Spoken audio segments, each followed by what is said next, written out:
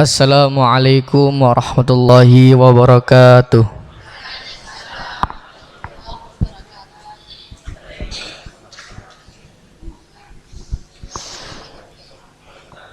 A'udzu billahi minasy syaithanir rajim.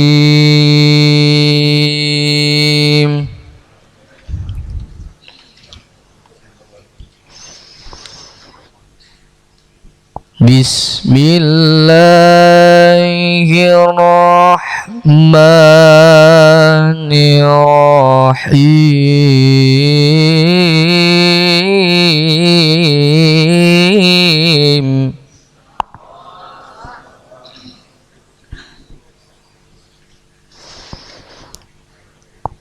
Ya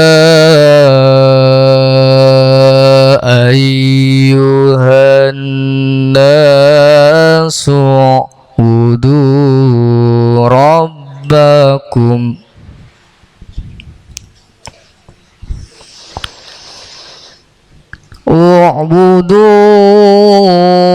rabbakumul ladzi khalaqakum walladzina min qablikum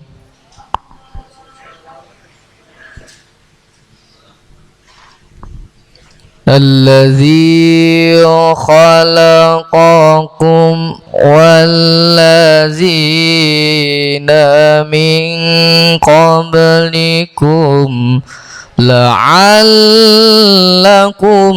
tattaqun.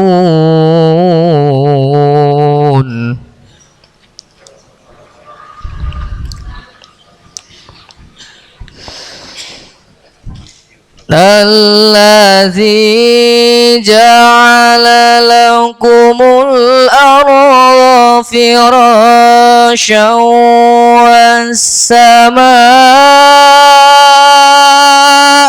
binaa wa anzala minas samaa'i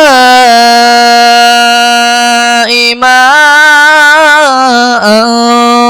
fa akhraja bihi minas thamarati rizqan lakum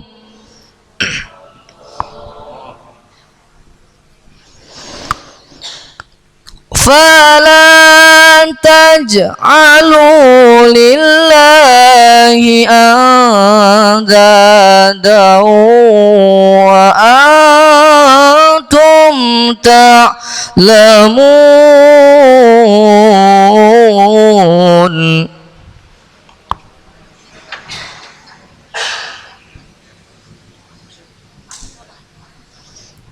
Wa in kuntum fi raibim mimma nazzalna ala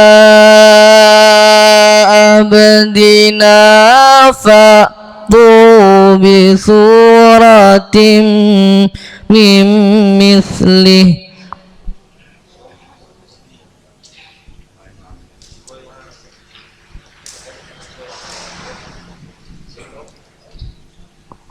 wad'u syuhada'akum min dunillahi in kuntum shadiqin.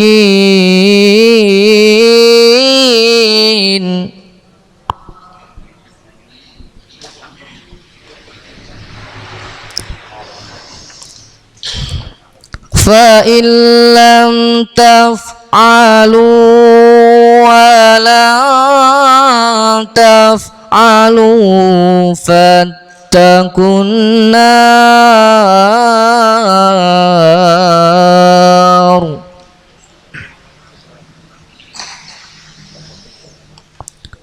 fattaqun nar allati waquduhan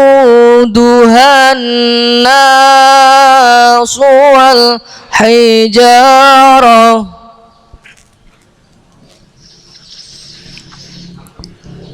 أعدت للكافرين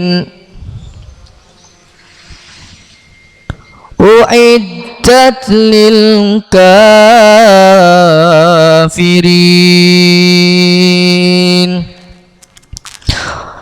Sadaqallahul Azim. Wahai manusia, sembahlah Tuhanmu yang telah menciptakan kamu dan orang-orang yang sebelum kamu, agar kamu bertakwa. Dialah yang menjadikan bumi sebagai hamparan bagimu dan langit sebagai atap. Dan dialah yang menurunkan air hujan dari langit, lalu dihasilkan dengan hujan itu buah-buahan sebagai rizki untukmu. Karena itu, janganlah kamu mengadakan tandingan-tandingan bagi Allah, padahal kamu mengetahui.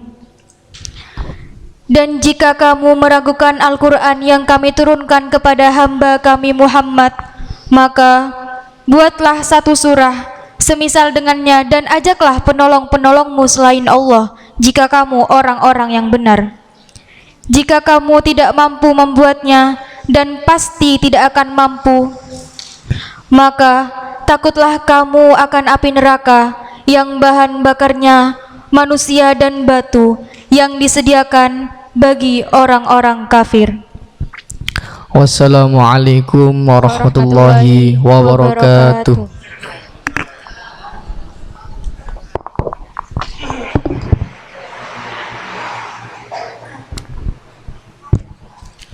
Jemaah sekalian yang dirahmati Allah Subhanahu wa taala, demikian pembacaan ayat-ayat suci Al-Qur'anul Karim oleh Ananda Renaldi dan terjemahnya Ananda Anissa. Mudah-mudahan Allah Subhanahu wa taala memberikan rahmat kepada kita sekalian. Amin Allahumma amin. Sebelum masuk kepada acara tausiah, kami minta anak-anak santriwati agak maju ke sini, madhep ke utara. Monggo monggo. Allahumma sholli ala Muhammad. Monggo. Agak ke barat, madhep ke utara. Wis aja izin-izin. Nanti ndak nampak sama Pak Yai, kurang afdol. Ayo terus. Ya. Seperti ini, seperti santriwan bagus. Oh senengane ngerempel-ngerempel koyo. Ya. Disusul yang lain, yang rapi gitu. Jadi kelihatan indah. Sesungguhnya Allah itu suka keindahan. Innallaha jamal yuhibbul jamil. Allah itu indah, suka dengan hal-hal yang indah. Ya, terima kasih. Jamaah sekalian yang dirahmati Allah, sampailah pada acara inti kita pada pagi hari ini, yaitu mengikuti tausiah yang akan disampaikan oleh Bapak Kiai Haji Ahmad Wahyudi SMH. Perlu diketahui beliau ini baru rawuh dari Banjarmasin, sehingga mungkin masih agak capek-capek sedikit gitu. Ya tidak apa-apa, yang penting kita nawaitu mengaji bersama beliau, untuk kemudian nanti yang menyerahkan santunan kepada anak-anak yatim. Kami mohon bantuan yang terhormat Bapak Dr. Andes Haji Muhsin MM. Terima kasih sebelumnya kepada Bapak Yai di Sumanggaaken. Allahumma sholli ala Muhammad. Assalamualaikum warahmatullahi wabarakatuh. Alhamdulillahirabbil alamin alladzi lahu ma fis samawati wa ma fil ardh walal hamdu fil akhirati wa huwal hakimul khabir. Asyhadu an la ilaha illallah wahdahu la syarika lah wa asyhadu anna Muhammadan abduhu wa rasuluhu la nabiyya ba'dah. Allahumma shalli ala sayyidina Muhammad wa ala ali sayyidina Muhammad amma ba'dah. Para jamaah rahmati Allah, memang benar seminggu ini kita kegiatan padat. Tadi malam acara di 3 tempat, habis maghrib ngaji bersama hadah sholawatnya Gus Baikun dari Jember bersama 1000 jamaah. Alhamdulillah, sholawatannya luar biasa nyaman, nikmat. Sholawat 3 jam gak terasa. Jadi ngaji dulu 1 jam dengan saya, setelah itu sholawatan 3 jam. Setelah itu pindah ke Glenmore, ngaji lagi bersama Bu Ibu sampai jam 11, ngaji lagi jam 12 malam bersama kiai-kiai se-Kabupaten Banyuwangi. Ngajinya sebentar karena sudah jam 12 saya terlambat, ngaji 15 menit di rumahnya Bupati. Pulang ke sini jam 2 ngaji sama santri-santri. Sudah tidak kuat melek, saya pamit sama santri, tak tidur dulu 1 jam. Tidur 1 jam, sholat subuh bersama santri. Dipaksa ngaji lagi gak bisa, tidur lagi saya sebentar. Alhamdulillah bisa tidur 2 jam. Nah sekarang ngaji bersama jamaah. Para jamaah rahmati Allah. Pokoknya sini ngaji tok lah pun. Moga-moga manfaat. Ayat ini adalah ayat yang berkaitan dengan kecintaan kita kepada Allah Subhanahu wa taala dan kecintaan kita kepada yang lain. Di ayat yang akan kami sampaikan nanti, yaitu ayat 166 surat Al-Baqarah, ada 165 sebelumnya, wa minan nasi mayyattakhidhu min dunillahi andadan yuhibbunahum kahubbillah. Ayat ini menampilkan satu peristiwa orang yang mencintai selain Allah itu derajat kecintaannya sama dengan mencintai Allah itu. Orang yang mencintai kebendaan, cintanya itu sama dengan cinta kepada Allah. Itu hati-hati kita harus. Kategori ada yang tidak iman sama Allah, imannya kepada yang lain. Iman sama Allah, iman kepada yang lain, cinta kepada Allah, cinta kepada yang lain. Jadi kalau kita mencintai sesuatu selain Allah sama derajatnya, seimbang, kita harus sudah mulai curiga terhadap diri kita sendiri.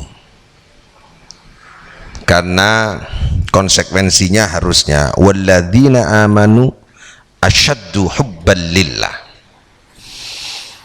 Orang-orang yang beriman itu asyaddu, lebih kuat keimanannya kepada Allah Subhanahu wa taala. Cintanya kepada Allah Subhanahu asyaddu, lebih tinggi, lebih kuat. Apanya yang lebih kuat? Cintanya kepada Allah Subhanahu wa taala. Kalau begitu kita kalau cinta kepada sesuatu tidak boleh menyamai cinta kepada Allah. Ya dia memang beriman kepada Allah, tapi cintanya itu sama dengan yang lain. Alat ukurnya secara kualitas ini. Saya mohon maaf harus pakai bahasa Indonesia karena ternyata ngaji ini didengarkan orang sampai di mana-mana. Saya diprotes, nggak ngerti saya Pak karena bahasa Jawa. Yang dengarkan orang Sumatera, yang dengar ada orang NTB. Ya, jadi saya diminta untuk pakai bahasa Indonesia. Ya, nanti ada bahasa Jawanya dikit-dikit lah. Karena yang dengar juga bukan orang Jawa juga. Nah, di sini para jamaah rahmati Allah, konsekuensi kita untuk memilih cinta itu.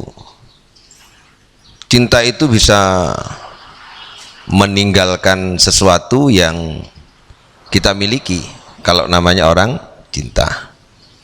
Kalau terlalu cinta sama kebendaan, sama mobil, itu lupa kepada yang lain. Cinta banget sama mobil itu kepada yang lain itu lupa biasanya. Cinta sama makanan, lupa kalau kita ini sakit.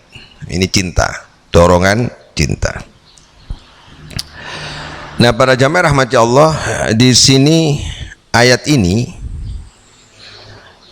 ingin membandingkan siapa sih sebenarnya orang yang beriman itu. Orang beriman itu adalah asyaddu hubban lillah. Kelanjutan ayatnya, walau yaral ladzina dzalamu idz yarawnal adzaba. Seandainya orang-orang zalim itu mengetahui bagaimana siksa Allah Subhanahu wa taala, langsung mengatakan siksa terus. Jadi Allah itu kalau di sanding-sandingkan gitu, dibanding-bandingkan itu cemburu.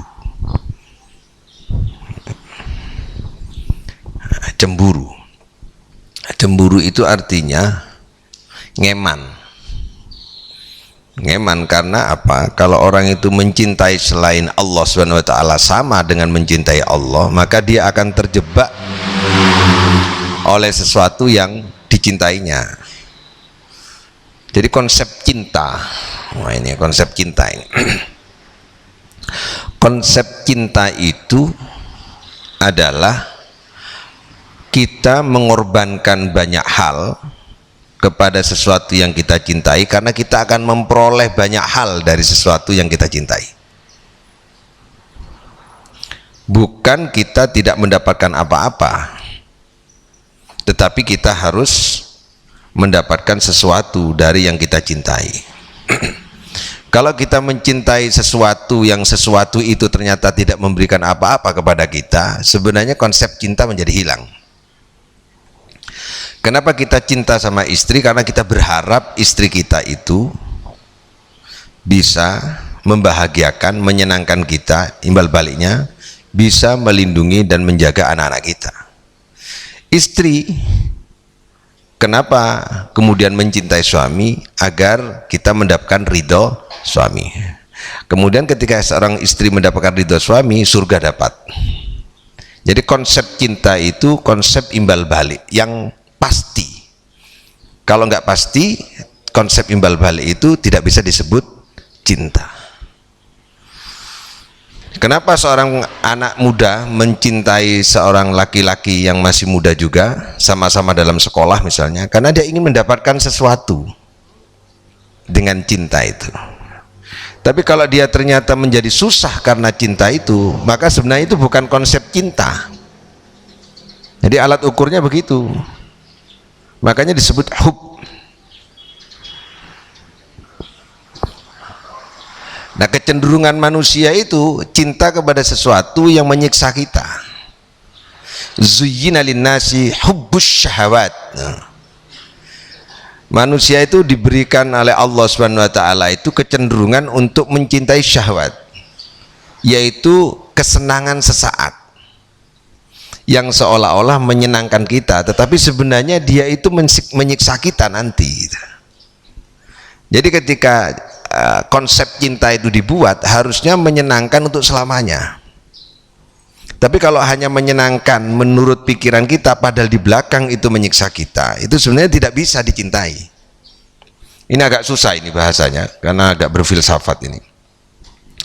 Misalnya kita cinta kepada mobil ya, mobil yang bagus, senang kepada mobil yang bagus, itu pajaknya lebih tinggi. Kalau mobilnya Velfire, Alphard itu pajaknya 10 juta per tahun, dan tidak bisa dinaiki sendiri, disetir sendiri, harus punya supir. Nggak pantas Alphard itu disetir sendiri, karena kalau kita punya Alphard, punya Velfire, nyetir sendiri, kita pasti dianggap supir. Kenapa? Karena Alphard ini, Velfire ini mobil yang dirancang oleh pembuatnya agar pemiliknya nggak nyupir. Kalau pemiliknya nyupir, pasti oleh tukang parkir dianggap supir. Ini menyiksa kita ini. Tapi orang lebih cinta kepada wah aku punya Velfire, padahal menyiksa itu. Harganya mahal, harus ada supirnya, perawatannya mahal, pajaknya mahal. Harganya 1, sekian miliar. Setelah dibeli dapat 1 bulan turun bisa 300 juta ke bawah. 1 tahun bisa tinggal 500 juta. 1 miliar tinggal 500. Mobil mahal itu konsekuensinya tinggi. Saya pernah punya mobil namanya Fortuner, beli 525 juta. 1 tahun saya jual, itu rugi 100 juta. Yang sekarang jadi pondok itu, Pondok Putri itu jual Fortuner itu. Ruginya 100 juta. Saya senang sama mobilnya, tapi ternyata menyiksa sama kita. Nah, konsep cinta itu nggak begitu. Berarti itu bisa dimiliki tapi jangan dicintai, gitu. Karena cinta itu pasti mendapat bahagiaan, tidak boleh mendapat kerugian. Kalau begitu konsep cinta hanya milik siapa? Konsep cinta itu hanya bisa kita berikan kepada sesuatu yang sesuatu itu memberikan jaminan terhadap kebaikan, keselamatan, kesenangan kita. Siapa itu yang harus kita cintai? Nabi Muhammad SAW. Pasti beliau memberikan jalan yang terbaik kepada kita, membimbing kepada kita, dan memberi syafaat nanti kepada kita. Dipastikan itu memberikan syafaat. Kita cinta sama Al-Quran. Al-Quran memberikan petunjuk kepada kita. Jadi kalau kita gak cinta kepada Al-Quran, berarti kita gak akan mendapatkan manfaat dan kebaikan dari Al-Quran. Itulah cinta. Nah, ini. Jadi hati-hati kalau menempatkan cinta. Kalau tidak ada bil balik, jangan cinta. Itu para jamaah. Annal quwata lillahi jami'a. Sesungguhnya kekuatan ini seluruhnya itu milik Allah Subhanahu wa taala. Semua keberadaan di dunia ini kekuatannya adalah milik Allah Subhanahu wa taala. Tidak ada satupun yang punya kekuatan kecuali Allah Subhanahu. Wa annallaha syadidul azab. Dan yang paling berat, yang lebih berat yang harus kita ketahui bahwa sangat pedih adab Allah itu. Nah, ini karena Allah punya kekuatan, nggak bisa ditandingi. Untuk itu hati-hati para jamaah rahmati Allah, ketika kita menempatkan cinta itu kepada selain Allah Subhanahu wa ta'ala.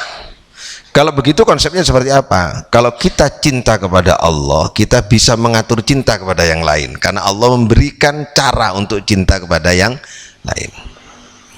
Kalau cinta kepada Allah, Allah membimbing kita bagaimana kita cinta sama orang tua. Alat ukurnya apa? Kadar cintanya seperti apa? Kalau kita cinta kepada pasangan kita, caranya cinta, Allah yang memberikan alat ukurnya. Berarti cinta hanya milik Allah Subhanahu wa taala, tidak boleh kita mencintai selain Allah Subhanahu wa taala. Jadi kalau cinta kepada Allah pasti kena semua. Tapi kalau cinta kepada yang lain pasti nggak bisa cinta kepada Allah Subhanahu wa taala. Apa kaitannya ini para jamaah rahmati Allah tentang ayat ini? Karena ini kecerdasan tauhid, kecerdasan spiritual. Ayat sebelumnya adalah inna fi khalqis samawati wal ardi wa ikhtilafil laili wan nahari la ayatil ulil albab. Sesungguhnya dalam penciptaan langit dan bumi dan bergantinya malam dan siang itu ada tanda-tanda kekuasaan Allah Subhanahu wa taala. Tanda-tanda kekuasaan Allah itu bagi siapa? Bagi orang yang ulul albab, yang memiliki kecerdasan. Siapakah orang yang memiliki kecerdasan itu? Orang yang memiliki kecerdasan adalah orang yang dia itu alladzina yadhkurunallaha qiyaman wa qu'udan wa ala junubihim wa yatafakkarun fi khalqis samawati wal ard. Orang yang kecerdasannya adalah berpikir dan berzikir. Mudah-mudahan kita diberi kekuatan berpikir dan berzikir. Nah, ini cinta kepada Nabi, Maulid Nabi besar Muhammad sallallahu alaihi wasallam. Dan ini suasananya masih Maulid ya. Ada ayat begini, laqad kana lakum fi rasulillahi uswatun hasanah. Sungguh sungguh-sungguh dalam diri Rasulullah SAW itu ada contoh suri toladan. Diri Rasulullah itu contoh suri toladan. Rasulullah sendiri itu rahmatan lil alamin, memberikan rahmat kepada seluruh alam. Itu Rasulullah sendiri.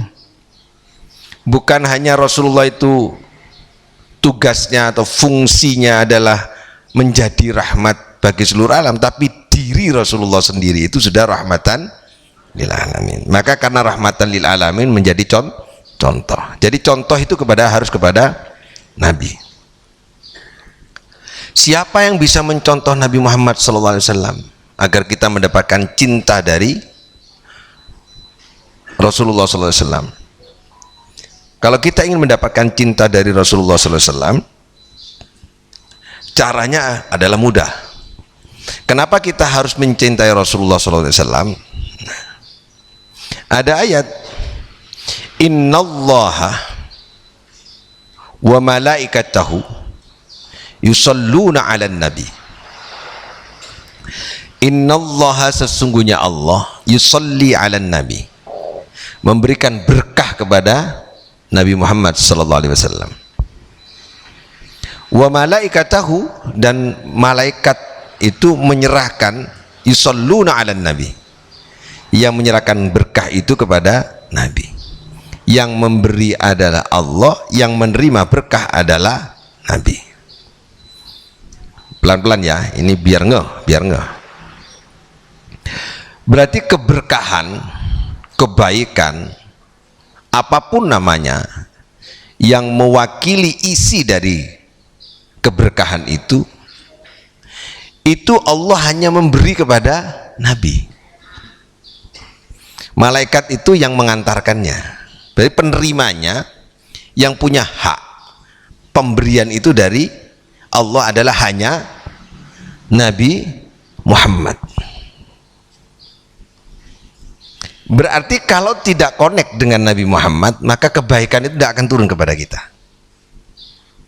Kayak radio kalau kita setel frekuensinya misalnya 88,1, kan ada stasiunnya di situ. Ini kalau nggak connect, itu suara radio nggak bisa sesuai dengan stasiunnya itu. Berarti apa namanya?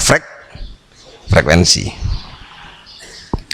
Kita telepon kalau nggak ada sinyal, walaupun ada sinyal tapi nomornya nggak sama, yang dimaksud nomornya nggak, walaupun nomornya sama tapi nggak ada sinyal, nggak bisa masuk. Yang menghubungkan menjadi password antara kita dengan Allah Subhanahu wa taala itu adalah Nabi Muhammad sallallahu alaihi wasallam. Jadi kuncinya, kalau kita buka laptop itu namanya password, HP aja bisa di password, itu adalah adanya Nabi Muhammad sallallahu alaihi wasallam sebagai pemilik yang diberi oleh Allah kebaikan. Kita harus buka itu password itu. Nah, kode passwordnya adalah sallallahu ala Muhammad sallallahu alaihi wasallam, yaitu salawat. Jadi salawat itu adalah kunci pembuka yang menghubungkan kita kepada Allah Subhanahu wa taala. Karena kebaikan yang diberikan Allah kepada Nabi Muhammad itu tidak akan sampai kepada kita kalau nggak dibuka dengan salawat. Salawat itu bukti kita hubungan dengan Kanjeng Nabi untuk menunjukkan rasa cinta kita kepada Kanjeng Nabi sebagai password pembuka. Sebagai password pembuka agar kita bisa ketemu dengan kebaikan itu sendiri. Kalau tanpa itu nggak bisa. Sampai-sampai sholat saja, sholat 5 waktu itu ada sholawatnya loh. Sholat itu kan menyembah Allah, iya kan? Sholat itu kan menyembah Allah, tapi dalam sholat ada bacaan sholawat. Padahal sholat itu berhadapan antara individu, diri kita dengan Allah Subhanahu wa taala. Tapi di situ ada passwordnya, yaitu sholawat. Jadi kita nggak bisa main-main dengan itu karena passwordnya. Kalau kita menghindari, apalagi terus sekarang ini sering-sering ada penceramah-penceramah bid'ah sholawatan, bid'ah sholawatan, ini nggak hati-hati ya, bahwa itu sebagai wujud cinta. Perkara cinta itu kemudian wujudnya adalah menjadi sebuah tulisan dan syair. Syair itu kalau itu bersandar kepada cinta kepada Nabi Muhammad, itu wujud cinta. Karena wujud cinta itu bisa bermacam-macam, bisa berupa suatu kreativitas, ide dan gagasan, melahirkan suatu lirik-lirik sebuah syair misalnya, itu wujud cinta. Misalnya wujud cinta kita memperingati lahirnya Nabi, itu wujud cinta. Jadi bentuknya cinta kepada Nabi itu bisa diwujudkan dengan maulid, bisa diwujudkan dengan membaca syair-syair, sejarah-sejarah, karena wujud cinta. Kalau itu yang ada dalam pikiran dan benak kita, hati kita itu saat memperingati maulid itu adalah cinta kepada Nabi, maka tidak bisa itu dikatakan bahwa ini adalah kesalahan. Tapi kalau maulid itu bukan karena cinta, tapi karena hura-hura, itu beda lagi. Karena alat pembukanya adalah cinta, dan cinta itu syarat pertamanya adalah membuka dengan kalimat salawat. Ini pertama, Pak. Agar kita tahu persis secara hakiki kenapa kita harus bersolawat. Para jamaah rahmati Allah, kemudian di ayat yang lain, kul in kuntum tuhibbunallah fattabi'uni. Jika kamu cinta kepada Allah, fattabi'uni, ikuti aku, kata Allah. Ikuti aku. Ikuti aku maksudnya siapa? Nabi Muhammad sallallahu alaihi wasallam. Nabi Muhammad bilang sama umatmu, ngomong gini, kul in kuntum tuhibbunallah, jika kamu mencintai Allah, jika kamu mencintai Allah, fattabi'uni, ikuti aku, kata Nabi Muhammad. Berarti ngikuti Nabi Muhammad. Berarti konsep cinta kepada Allah itu sudah disiapkan. Cara cinta kepada Allah itu yaitu dengan cara mengikuti Nabi Muhammad sallallahu alaihi wasallam. Bukan mengikuti cara kita, harus mengikuti cara Nabi. Nah, untuk mengikuti cara Nabi, kita harus dekat dengan Nabi. Salah satu cara dekat dengan Nabi adalah salawat. Ini para jamaah rahmati Allah, agar kita bisa cinta kepada Nabi adalah salah satu caranya adalah salawat. Berarti salawat itu konsep cinta kepada Rasulullah sallallahu alaihi wasallam. Apa efek, apa dampak, apa hasil dari kita cinta kepada Nabi Muhammad SAW? Kalau kita cinta kepada sesuatu tadi, cenderung kita mengikuti cara hidupnya sesuatu yang kita cintai. Kalau kita cinta kepada artis Korea, maka cara hidupnya artis Korea itu kita ikuti. Potongan rambutnya diikuti, cara berpakaiannya kita ikuti, gaya diikuti, cara hidupnya diikuti, karena kita senang sama artis Korea. Kalau kita cinta kepada idola kita adalah tokoh yang ada di Indonesia, tokoh agama, misalnya cinta kepada seorang ulama, yang ulamanya itu senangnya pakai kopiah diginikan, itu kita cenderung pakai kopiah begini. Kalau ada cinta kepada seorang ulama, ulamanya senang pakai gamis, kita cenderung mengikuti cara pakai gamis. Itu kalau kita cinta. Kalau kita cinta kepada Nabi Muhammad SAW, berarti cara hidup Nabi itu kita contoh, begitu kan? Kadang-kadang kita nggak konsekuen. Yang kita ikuti itu seorang ulama yang pakai gamis, pakai surban. Tapi kita nggak mau pakai gamis dan pakai surban, kan nggak cocok. Cintanya nggak cocok. Biasanya kalau orang cinta itu semua perbuatannya termasuk cara berpakaiannya ditiru. Kiainya pakai teklai itu, santrinya pakai teklai itu. Iya enggak? Betul enggak? Nah. Kiai Ahmad Dahlan itu pakai gamis loh. Pendiri Muhammadiyah itu. Pakai surban. Kiai Ahmad Dahlan itu. Cinta kepada Bung Karno. Bung Karno pakai kopiah. Jasan. Kopiahan loh Bung Karno. Jarang, gundulan jarang. Pakai kopiah, kopiah hitam itu. Gagah ganteng gitu. Kalau cinta sama Bung Karno ya cinta sama kopiahnya juga harus. Kadang kita ini cinta tapi nggak utuh cinta kita itu. Nggak mencontoh seutuhnya. Tapi kalau cinta sama artis Korea, rambutnya yang tipis-tipis di sini itu tipis semua sini. Pakaiannya di kamarnya itu ditempeli artis Korea itu. Biasanya santri-santri itu. Ya. Nah untuk itu para jamaah rahmat Allah, berarti kita harus tahu kepribadian hidup sehari-hari Kanjeng Nabi. Seperti apa Nabi Muhammad SAW ini kepada istrinya, kepada keluarganya, kepada sahabatnya, kepada teman-temannya, kepada perjuangannya, dan seterusnya seperti apa Kanjeng Nabi Muhammad SAW ini.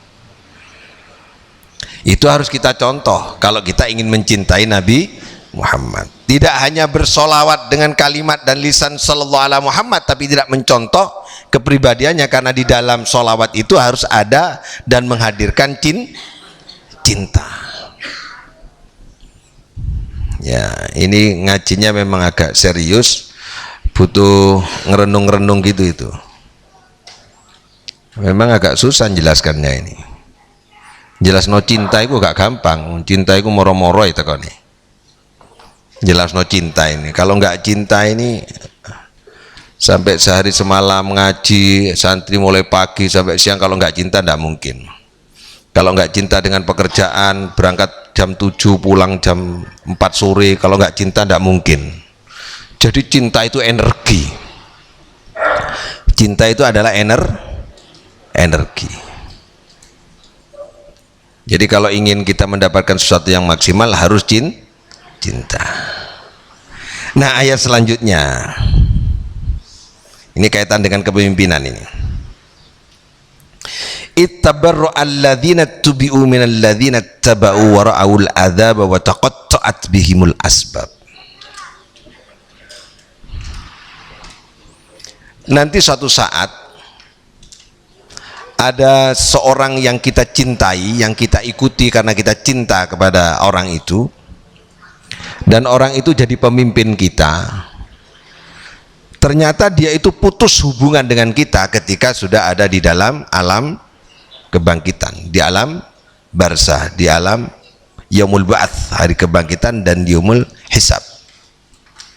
Yaumul hisab itu kemudian ada perpisahan kita, nggak ada tanggung jawab. Ternyata yang kita cintai, pemimpin yang kita cintai, pemimpin yang kita dukung, ternyata nggak ada pertanggungjawaban. Tapi kalau Nabi Muhammad SAW sudah dijamin, yang mencintaiku nanti ketika nanti ketemu nanti di akhirat, maka aku akan memberikan syafaat. Jadi Nabi itu kita cintai sampai ke akhirat pun kita akan mendapatkan syafaat. Itu dijamin itu. Maka sampai-sampai Nabi mengatakan begini, betapa beratnya nyawa ketika dicabut dari badan kita, sakitnya luar biasa. Nabi mengatakan seluruh sakitnya itu timpakan kepada aku, biar aku yang menanggungnya. Kata Rasulullah SAW. Ada nggak pemimpin yang mau menanggung sakitnya umatnya seperti Nabi Muhammad SAW? Nggak ada. Ada yang menjamin sampai ke akhirat beliau akan membantu? Tidak ada. Maka di ayat ini disebutkan hati-hati. Kalau kau cinta sama pemimpinmu, kalau kau senang sama pemimpinmu, jangan sampai diingatkan, jangan sampai kamu lupa bahwa pemimpinmu yang kamu ikuti bisa jadi nanti akan melepaskan tanggung jawab kepada kita. Ittabarra alladzina tubu minal ladzina tabau. Dia melepaskan tanggung jawab, tidak bertanggung jawab atas apa yang pernah kita ikuti, dan kemudian kita dihadapkan kepada azab. Wara'ul adzaba wa taqatta'at bihimul asbab, dan seluruh proses sebab akibat hubungan kita waktu di dunia itu putus semua. Dan dia mengatakan wa qala alladzina tabau law anna lana karratan, ada penyesalan. Aku baru tahu sekarang ini setelah aku meninggal dunia, katanya si orang yang mengikuti ini, katanya rakyat kepada pemimpinnya itu yang telah meninggal dunia, seandainya aku dihidupkan lagi oleh Allah Subhanahu wa taala, tentu cara hidupku akan aku rubah. Cara aku memilih dan mencintai sesuatu akan aku rubah. Tapi itu tidak mungkin. Fana tabarra'a minhum kama tabarra'u minna. Maka kami akan meninggalkan dia sebagaimana dia sekarang meninggalkan kita. Seandainya aku tahu bahwa ternyata pemimpin yang aku pilih, sesuatu yang aku cintai, orang yang aku cintai ternyata aku ikuti, ternyata meninggalkan aku sekarang, maka aku seandainya diberi oleh Allah kesempatan hidup lagi, aku jadi orang beriman, aku baru tahu soalnya, dan saya akan tinggalkan dia seperti dia meninggalkan aku sekarang. Awas, hati-hati, yang kita cintai belum tentu bertemu nanti di akhirat, kecuali yang pasti adalah Nabi Muhammad sallallahu alaihi wasallam. Ayat ini bercerita tentang pilihan kepemimpinan. Awas, hati-hati, jangan dianggap tidak ada hubungannya dengan akhirat. Jelas ayat ini. Kadzalika yurihimullahu a'malahum. Demikianlah Allah memberitahukan kepada kita tentang amal-amal kita waktu di dunia.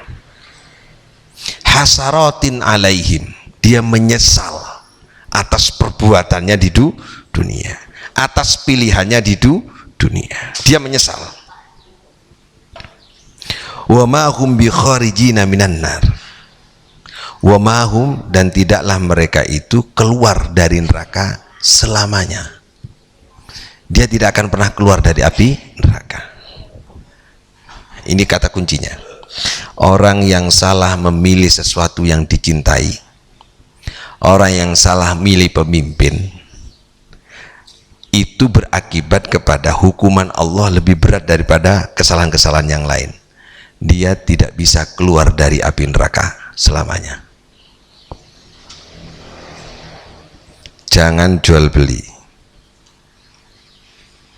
Kenapa? Karena ketika jadi pemimpin, orang ini menentukan nasibnya orang lain. Nasib bangsa Indonesia ini ditentukan oleh pemimpinnya. Nasib rumah tangga ditentukan oleh pemimpinnya.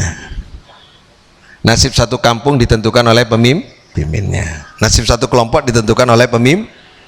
Warnanya dan kehidupannya, budayanya ditentukan oleh pemimpin. Kalau ternyata pemimpin-pemimpin ini tidak berwarna kebaikan, itu resikonya kepada kita. Apa resikonya? Kalau ternyata itu membawa keburukan, kita akan menyesal, dan orang yang begini ini tidak akan pernah keluar dari api neraka. Hati-hati. Milih pemimpin jangan dibuat guyonan. Ini berat. Bagaimana caranya agar nggak salah? Niati pilih yang terbaik. Perkara kok umpamanya salah, niatnya baik. Niati pilih yang terbaik. Perkara kok salah, itu alat ukurnya kita kan tidak mengerti hakikat kebenaran yang sebenar-benarnya. Tapi kalau diniati dari awal pilih yang terbaik, ternyata kok tidak, itu tanggung jawab bukan kepada rakyat, sudah tanggung jawabnya kepada pemimpin. Tapi kalau dari awal niatnya sudah salah, ini resikonya tinggi. Ini cinta. Cinta itu jangan sampai menimbulkan bencana. Cinta harus menimbulkan kasih sayang, imbal balik kepada kita. Cinta yang sesungguhnya adalah kepada Nabi Muhammad sallallahu alaihi wasallam. Saya ingin berpesan itu kepada para jamaah kalau kita ingin mencontoh Nabi Muhammad SAW. Wah, berat ini. Ya, berat. Bagi siapa yang berat dan bagi siapa yang ringan? Yang bisa mencontoh Nabi Muhammad SAW, liman kana yarjullah. Liman kana, yaitu bagi orang yang yarjullah, berharap kepada Allah. Kalau orang berharap kepada Allah, mencontoh Nabi itu ringan. Tapi kalau orang itu tidak berharap kepada Allah, maka mencontoh Nabi itu berat. Mencontoh Nabi itu berat. Kalau tidak berharap kepada Allah, karena kalau berharap kepada Allah, mencontoh Nabi menjadi ringan. Seperti apa contoh kita mengharap kepada Allah sehingga kita ringan untuk mencontoh Nabi Muhammad SAW? Kemarin kita ngaji sodakoh ya. Ayo sodakoh sekarang. Sodakoh ini kan berat ini. Mengeluarkan duit itu kan berat. Tapi janji Allah, kalau duitmu itu dikeluarkan untuk masjid di jalan Allah, nanti amalmu itu akan ketemu di akhirat. Yang tidak putus kan 3. Idza mata ibnu Adam inqata amaluhu illa min salatin. Ketika nanti anak Adam itu meninggal dunia, 3 yang enggak putus. 1, sedekatin jariyatin, yaitu sodakoh yang dijariahkan. Uang, harta yang disedekahkan, harta yang dijariahkan, harta yang diberikan kepada masjid, harta yang diberikan untuk membantu fakir miskin, harta yang diberikan untuk anak yatim, harta yang diberikan untuk membantu teman dan tetangga dan seterusnya. Itu yang membantu kita. Nah, ini cara kita cinta kepada Allah. Baru bisa kan mengharap kepada Allah itu. Apa harapannya kepada Allah? Nanti kita akan mendapat imbalan. Ini alat ukurnya bukan logika saja, tapi ukurnya adalah iman. Percaya enggak kita bahwa nanti kita akan mati, terus yang menerangi kubur kita adalah harta kita? Siapa bilang harta itu tidak bisa menerangi kita? Bisa, tapi harta yang menerangi adalah harta yang menjadi masjid, harta yang jadi musola, harta yang dikasihkan fakir miskin. Harta yang dipakai kita sendiri yang tidak ada hubungannya dengan ibadah, itu membuat sesak dada. Yakin? Yakin. Ketika yakin, maka perilaku kita akan melakukan itu. Itu yang dimaksud bahwa kalau kita ingin mencontoh Nabi, kita harus berharap kepada Allah, baru bisa nyontoh Nabi. Saya berharap dengan, misalnya gitu, dalam hati, saya berharap dengan sodako ini, sodako dan harta saya ini menerangi saya nanti dikubur. Ketika itu dilakukan, pasti bisa mencontoh Nabi, karena Nabi itu adalah orang yang loman. Nabi itu adalah dermawan. Maka sikapnya Nabi seperti itu bisa kita contoh karena mengharap kepada Allah. Jadi yang harus didandani adalah, yang harus dibetulkan dalam diri kita itu adalah harapan itu jangan kepada yang lain. Harapan itu hanya berharap kepada Allah. Maka bisa mencontoh Nabi Muhammad SAW. Sekarang kan yang dicontoh ini kan sunnah Nabi. Itu hanya istri 2, 3, 4-nya itu sunnah Nabi. Ini sunnah, ini nggak masalah ini.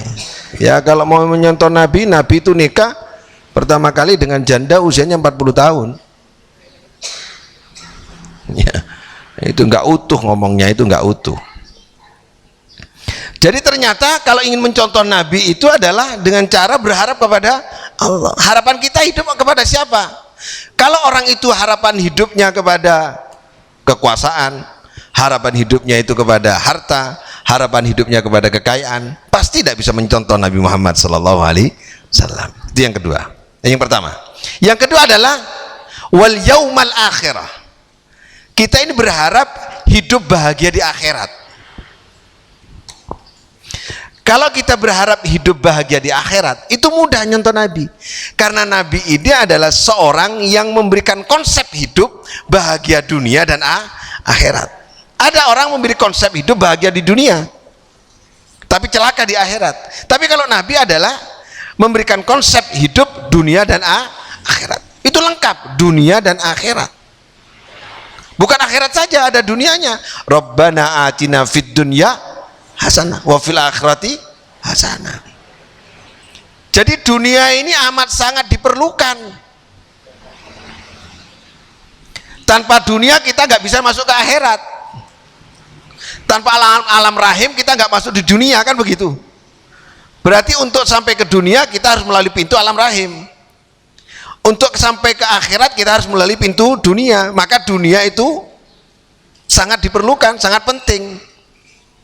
Maka kebaikan dunia menentukan kebaikan akhirat. Berarti akhirat selamat ditentukan dengan kehidupan dunia. Bagaimana sikap kita di dunia? Siapa yang kita cintai saat di dunia? Ini jangan sampai salah. Nah, kita memberikan tanggung jawab masing-masing. Ini prakteknya yang apa ini? Ustadz, ini mulai tadi ngomong cintanya, prakteknya gimana? Mudah prakteknya, langsung praktekkan aja. Nabi itu cinta kepada orang menuntut ilmu,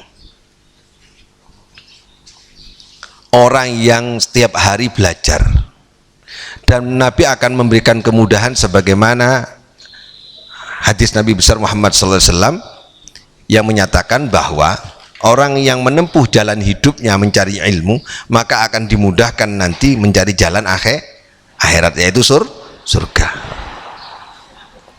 Kalau mencontoh Nabi, ya harus senang ilmu, senang belajar, ngaji.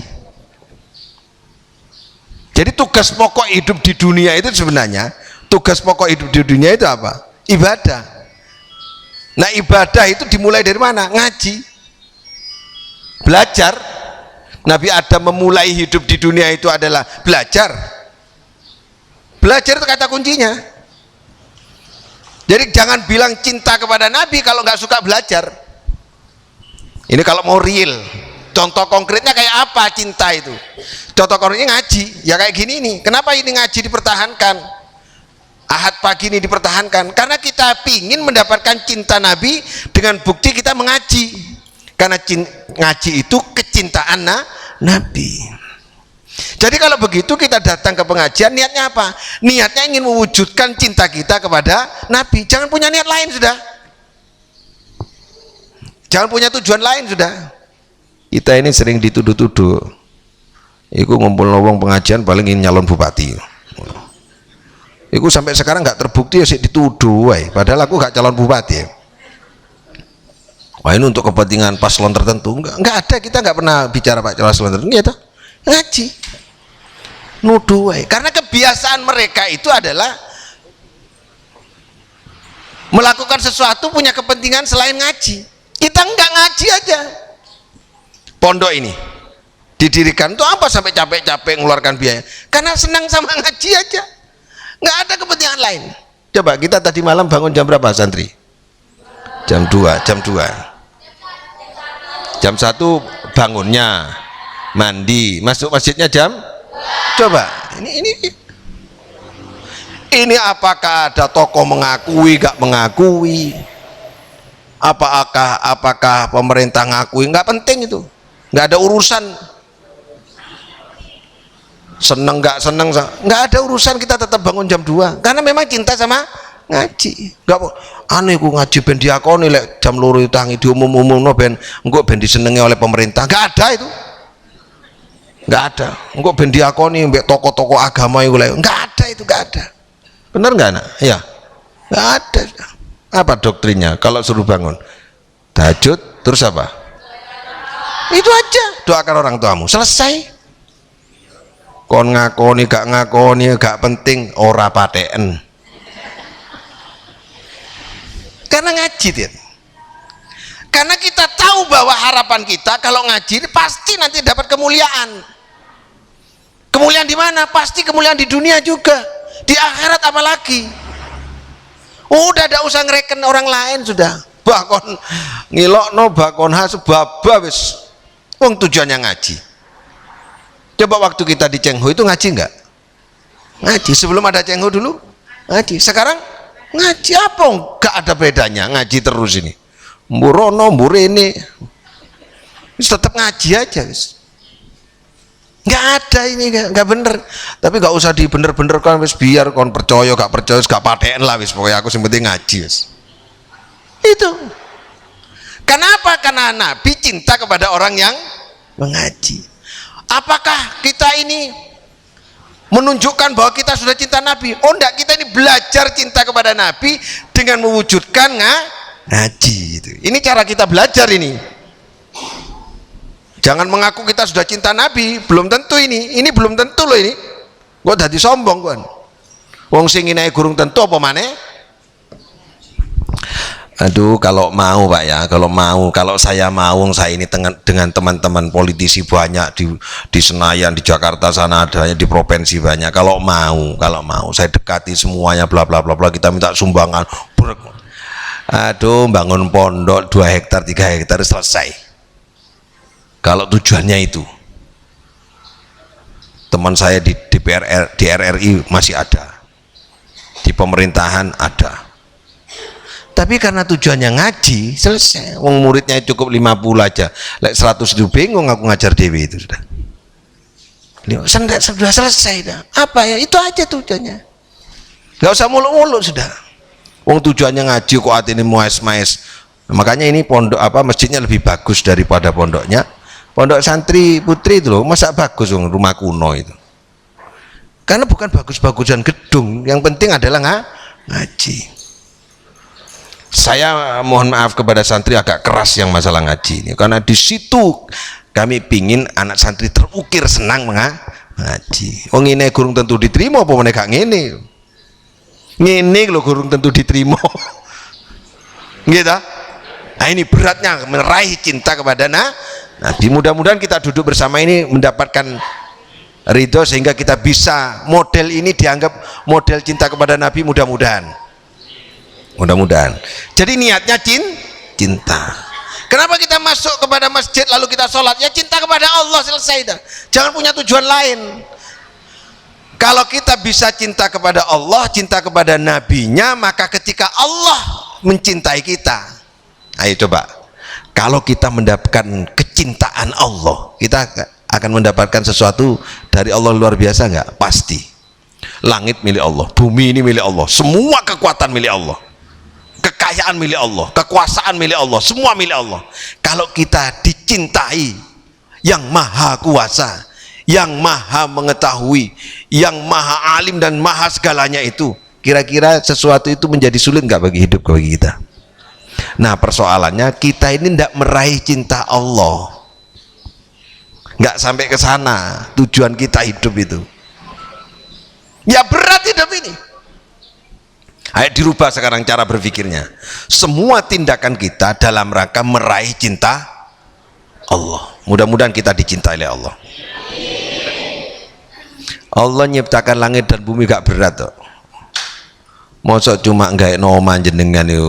Aduh, rumah ukuran 10 kali 15 umpamanya, atau rumah ukuran 30 kali 50 misalnya, gede. Bumi ini Allah ombo. Mosok nyugeno jenengan duwe Alphard 3 gak iso. Enteng toh? Kalau kita dicintai Allah. Tapi bukan itu.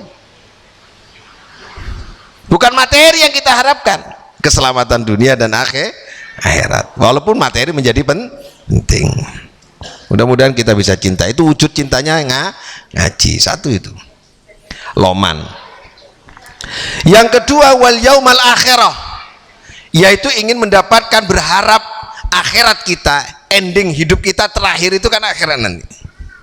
Wis ngacungo sapa sing gak mati ya ngacungo. Ini tidak bisa dipungkiri nih Pak. Ujung kehidupan itu adalah kembali kepada kehidupan yang sesungguhnya di alam barzah, pasti dikubur kita ini. Itu pasti. Nah kalau kita berharap ending kehidupan kita ingin mendapatkan kebaikan, maka kita bisa mencontoh Nabi Muhammad SAW. Yang ketiga, siapa yang bisa mencontoh Nabi Muhammad SAW adalah wa dzakarallaha katsira, orang yang banyak berzikir kepada Allah Subhanahu wa Ta'ala. Kayak apa sih orang yang berzikir kepada Allah Subhanahu wa Ta'ala? Oh ini berat ini. Yang dimaksud zikir itu ada 3. Zikir bil qaul, Zikir bil fi'li, zikir bil qalbi. Zikir qaul itu yang begini, la ilaha illallah, dengan lisan. Ini gampang ini. Subhanallah, subhanallah, gampang itu. Zikir bil fi'li itu begini. Nah, ini dengan pekerjaan ini. Ya. Nah, caranya yang paling mudah, caranya latihannya kemarin sudah saya sampaikan. Ngajak orang 5, mel aku nanti, ayo nang warungnya, tak bosi, ngono carane. Nah, coba mulai sekarang latihan. Nanti pulang dari pengajian itu ngajak 2 orang. Ada yang ke warung sana, ada yang ke sana itu. Ayo, aku sing anu. Besok dilatih lagi. Mampu 2, besok jadi 5. Mampu 5, besok 10. Caranya latihan begitu. Itu zikir bil fi'li itu. Pintu kebaikan itu cara melatih pribadi kita selain lisan ini. Gak ono apike wong lek ngene tok. Wis umpama guyonan, umpama gedek terus bendino sedina-dina. Tapi ngene, gak ngene blas. Iku besok sing mlebu surga lambene tok.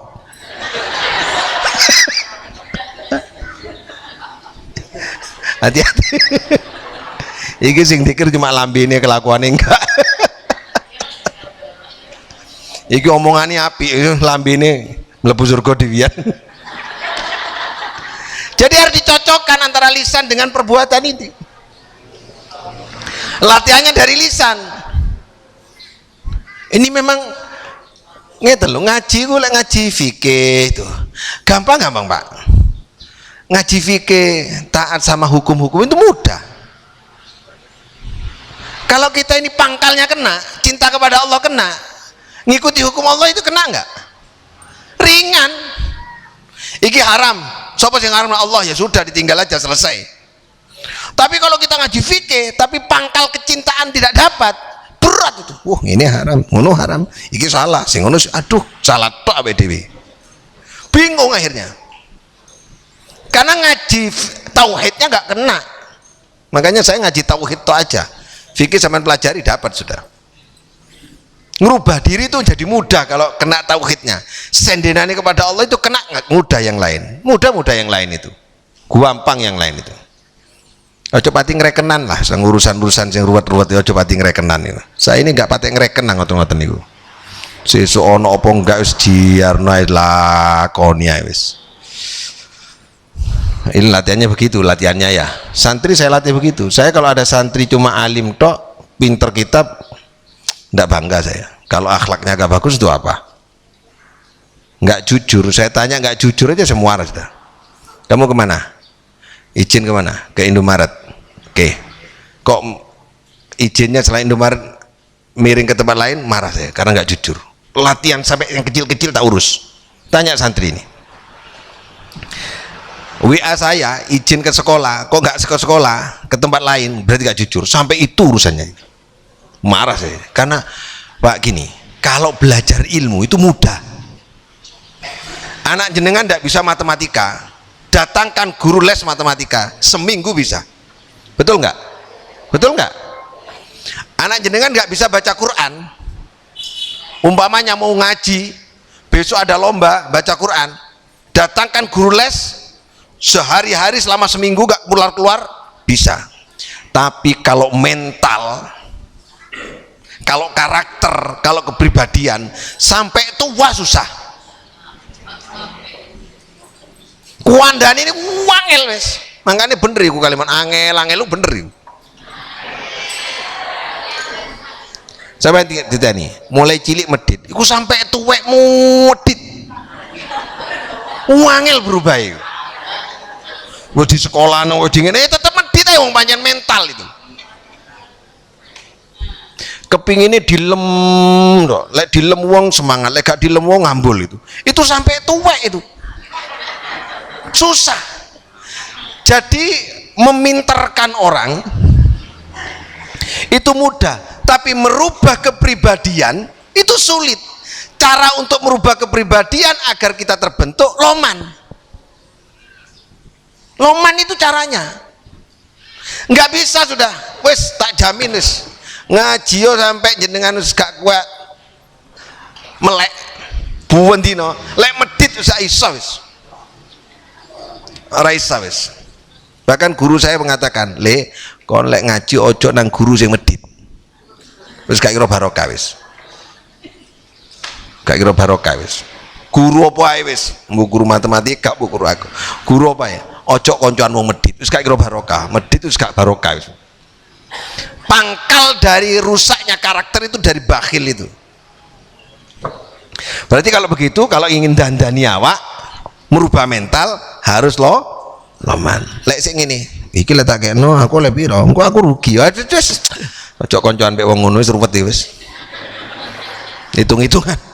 Hitung-hitungan wong sedekah dihitung, wiritan dihitung apa meneh dhuwit. Jane kan enten wong wiritan gawe cetekan yo. Cedek 33, cedek 30. Lelek wiritan dihitung apa meneh dhuwit. Muji Allah lo dihitung apa maneh duit. Niku latihannya begitu. Dari situ kita kan ingin merubah diri toh, karakter kita rubah. Aku sepanjang ini mulai saben nih kawan bayiku yang ini iki watek ngene ojo, jangan bilang punya prinsip begitu, dirubah. Ada lagi kalau ibu rumah tangga ngomongan gini, ya biasa bumbuni rumah tangga itu tukaran. Tukaran ini biasa dalam rumah tangga, itu bumbuni rumah tangga ya tukaran biasa. Wong jeneng manungsa kan beda. Oh jangan, ngaco aja, ndak boleh ngomongan begitu. Apalagi terus ini, aduh mas, kok golek sing halal, wong sing haram lu angel. Ini apa ini? Nggak boleh itu. Nggak boleh kita ini jadikan alasan itu, nggak boleh. Jadikan alasan itu. Nah ini kebiasaan-kebiasaan yang tidak berubah karakternya. Kita harus berubah itu. Benona hasilnya ngaji. Lah nggak gitu wah berat. Nggak ada hasilnya ngaji nanti ini kalau nggak merubah diri. Kita harus berubah. Saya kalau nengok ke belakang, ke masa lalu saya itu yang masih muda itu, kadang-kadang getun, oh sabune kok ngono ya, keliru tok apa ini. Nah, jadi memang kita harus berubah. Keliru itu gak apa-apa, salah itu gak masalah, manusia kok. Dan manusia itu harus pernah salah. Kalau nggak pernah salah namanya malaikat. Kalau salah terus namanya iblis itu dong. Jadi manusia itu harus pernah salah, nggak boleh nggak pernah salah, harus pernah salah. Jadi kalau begitu, kalau ketika salah kita nggak usah menyesal teman-teman. Ya wes salah dibenahi, taubat sama Allah. Dandani kan, jangan terus aku salah terus sampai tua disesali terus. Emangnya Allah nggak bisa mengampuni apa? Allah ini maha pengampun, tenang aja selesai. Tapi aja diulang-ulang ya, mau maha pengampun gampang wes mari gano. Nggak boleh begitu. Gitu ibu ya. Jadi ngaji itu yang penting merubah diri. Yang nggak senang ngaji harus senang ngaji. Itu yang penting. Karena bekal kita di situ. Nah para jamaah rahmati Allah, kalau itu kita dapatkan meraih cinta kepada Allah Subhanahu wa taala, yang lain akan dapat. Memang ukurannya manusia itu beda-beda. Ukuran manusia itu beda-beda. Bahagia itu beda-beda. Ojo lihat tonggone wis, gak usah. Yang penting diri kita kepada Allah Subhanahu wa taala. Ada orang yang melihat anaknya sukses, senang. Ben wis nduk magi gak sugih, sing penting awakmu slamet, ngoten enten. Ben wis magi gak duwe mobil, kon sehat iku aku wis seneng. Ada yang begitu, ada yang sampai gini. Wis gak usah kuliah nggak gak duwe duit, kon SMA wis untung kok. Ada yang gitu. Senang dia, sudah cukup senang dia. Ada yang kebalik, pengennya dapat semua. Nah, untuk itu kita rubah mental kita. Hidup kita hanya sebentar. Kita kasih ilustrasi ya. Jenengan kali kula waktu usia masih kecil kayak gini nih, sampai umur 20 selawe, masa ono susah ya? Dulin, gak susah blas. Sesuk mangan opo gak tau dipikir biar cilik. Arek cilik-cilik ini masa tau mikir. Sesuk mangan opo bu ora mikir. Gak mikir blas. Jadi dunia lah dipikir teko. Besok ndak mikir kalau pingin iwak pindang, ternyata di meja ada iwak pindang. Padahal anak itu gak mikir blas. Sing sibuk bapak ibu nyiapkan makan. Jadi ketika anak itu ndak berpikir apa-apa, nggak punya beban apa-apa, nggak takut hidup dengan apa-apa, dia bahagia. Pernah ngalami nggak kita ini? Pernah ngalami nggak kita? Pernah ya? Kapan kita mulai ruwet? Ruwet itu mulai waras akali. Umur selawe pingin di bojo, ngelirik arek wedok pisan. Pingin megawe, pingin di mobil, pingin di omah, mulai ruwet. Sudah, pingin ini, ruwet pisan. Susah wis. Ternyata ketika kita punya keinginan umur 25, susah dah. Susah itu di antara usia 25 sampai 60. Ketika usia 60 ngomong gini, "Weh lale awakmu ae aku wis tuwek." Ngene. Enggak nyalon bupati. Aduh, umurku wis swidak kok nyalon-nyalon. Gak dadi tim sukses, kok tim sukses mlaku wis watuk. Enggak punya kepentingan apa-apa.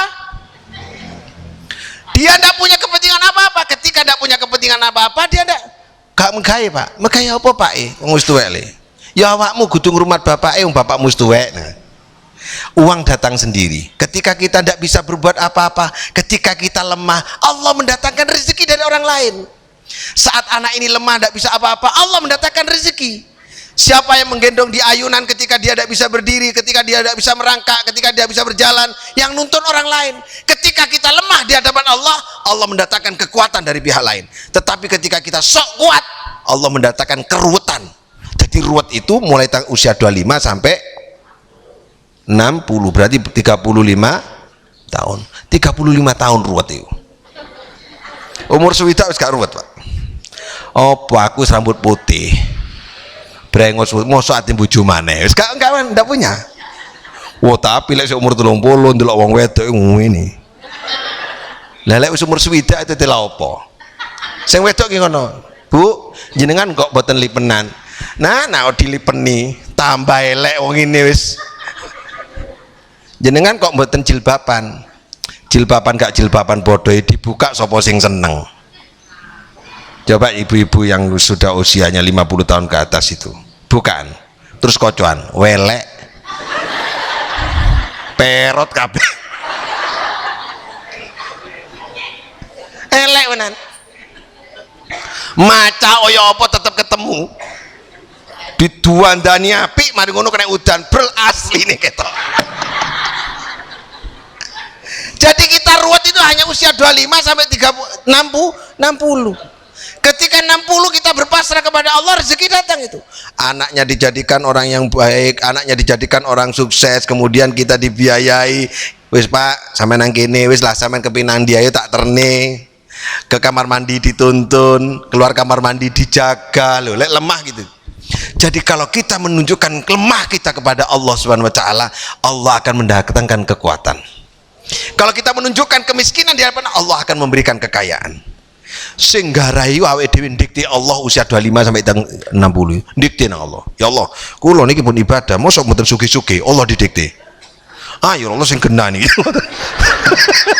Ya Allah didikte terus. 35 tahun, Tuan.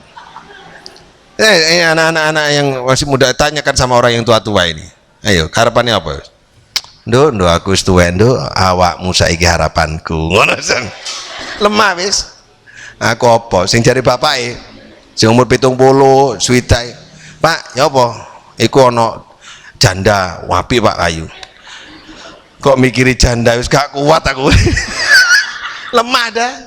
Ndak bisa apa-apa dah. Ndak ada keinginan apa-apa. Jadi yang ruwet itu usia berapa? 25 sampai 60. Itu kalau laki. Kalau perempuan 25 sampai 50. Kan 50 perempuan itu sudah sudah menopause toh. Sudah selesai. Udah. Makanya kenapa perempuan usia 50 itu biasanya datang ikhlas. Mas aku kan gak iso anu, Mas sampean bojo maneh gak apa-apa ngono. Perseken. Umi tak pancing-pancing ngono ya gak ngomongi.